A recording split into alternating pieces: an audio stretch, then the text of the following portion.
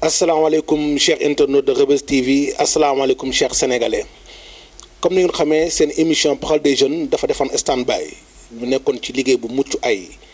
ngir jox leen produit boo xam ne purement sénégalaise lay doon muy seen série Mère Nandité équipe bi yëpp mobilisé woon nekk ci tey nag Parole des jeunes revenir ñu war a wax ci thème actualité bu am importance muy immigration clandestine ñu gis ni depuis quelque temps fii ci Sénégal damay ne Afrique de l'Ouest sax ci boppam. jeunes yu bëri góor ak jigéen ba ci ay xale yu ndaw yoo xam ne mën nañu ay adolescents la ñu demaat jàkkaarloog géej gi pour des lendemains meilleurs maanaam dem tekki ji te ñu nekk fii en Afrique nekk ci continent bi gën a riche ci continent yi tey nag ma am mbégte dal fii ñaari jeunes ku nekk di am ci loo yëngu ki nekk fii sama gauche di styliste ki nekk sama droite aussi nekk koo xam ne mi ngi ci business bi nekk ay jeunes yoo xam ne macha allah ñu ngi béy seen waar. dam leen di bàyyi ñu présenté wu nuyoo Assane maa ngi lay nuyu di la ziar. di la ziar bon salaamaaleykum waa Reubeuss TV bon sant yàlla am mbégte Jean ci dalal bi ñu dalal ci Jean plateau Reubeuss TV et voilà. kii sama droite tudd Ibrahima maa ngi lay bàyyi mu nuyu présenté wu. waaleykum salaam Ama ñu ngi lay nuyoo di la ziar di ziar waa Reubeuss TV yëpp di am mbégte. ñëw teew ci seen plateau bi dinaa ku ci bëgg am loo ci xamante ne di bëgg nga ci xam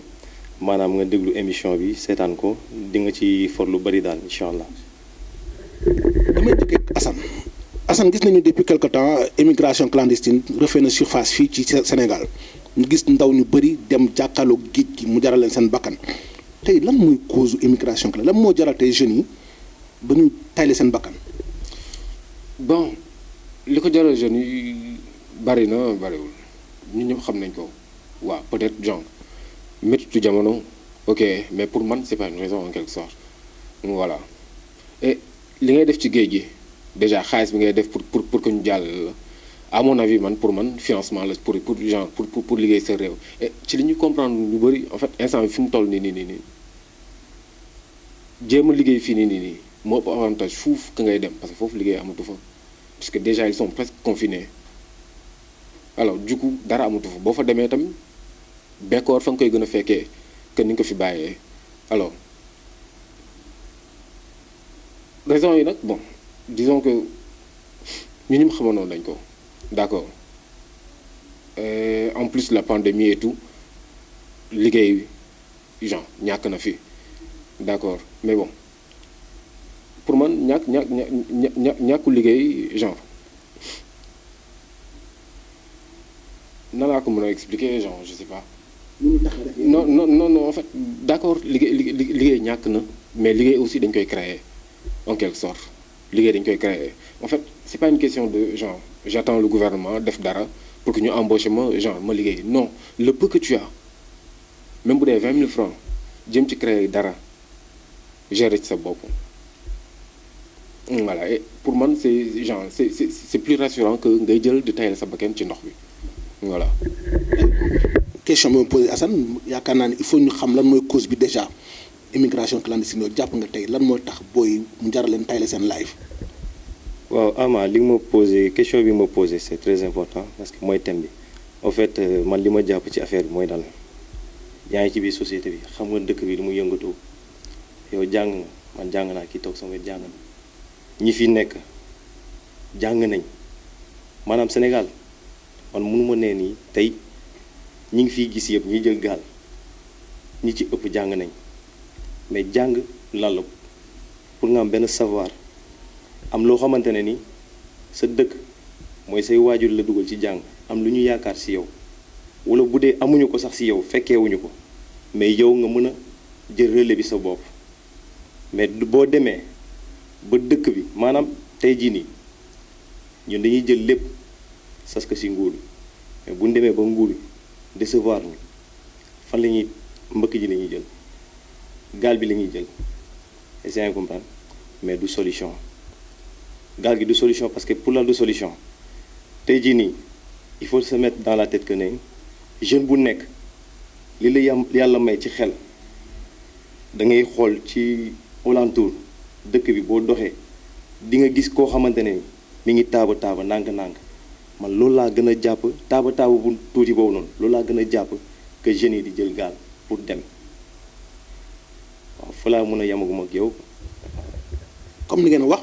jox ngeen fi ay cause mais tey gis nañu benn fait de société bu am tey da ngay nekk jeune nekk ci kër seen waa kër sas la sas bu metti boo xam ne soo amul foo jaar nga uti est-ce que parents yi aussi wala waa kër gi amul rôle bu ñu joué ba pousse xale yi ñu am fit pour dem. non si loolu ci la bokk parents yi am nañ ci part de responsabilité quelquefois pression bi genre bi ngay subir ci biir gaale bi moo lay pousser à ce que nga def yenn yi sans pour autant genre sans prendre la peine de genre de xalaat en quelque sorte voilà mais aussi ay ndaw lañ ñoo war a nekk genre les relais en quelque sorte ñun ñoo war a gérer demain alors du coup on a à se poser prendre le temps de réfléchir et être solide en fait voilà de bien se gérer en fait amuñu pour genre bàyyi pression boobu noonu dañu di genre dañu contrôler en fait dañuy induire en erreur en fait la chose c'est ça mais itam nañ ko waxta dee famille parfois am nañ ci part de responsabilité quelquefois day tar d'une manière genre ci biir gaale bi que en fait non mais bien sûr quelquefois même genre question de comparaison lay doon genre dañuy xool koo xam te ni genre moo la xaw a gën demin essayer de comprendre voilà def genre une forme de comparaison et tout ce tralala bu fekkente ne t'es une personne de genre de faible caractère mën nga agir comme par exemple genre dugg ci mbënd bi ci mbëkk bi comme on dit sans xalaat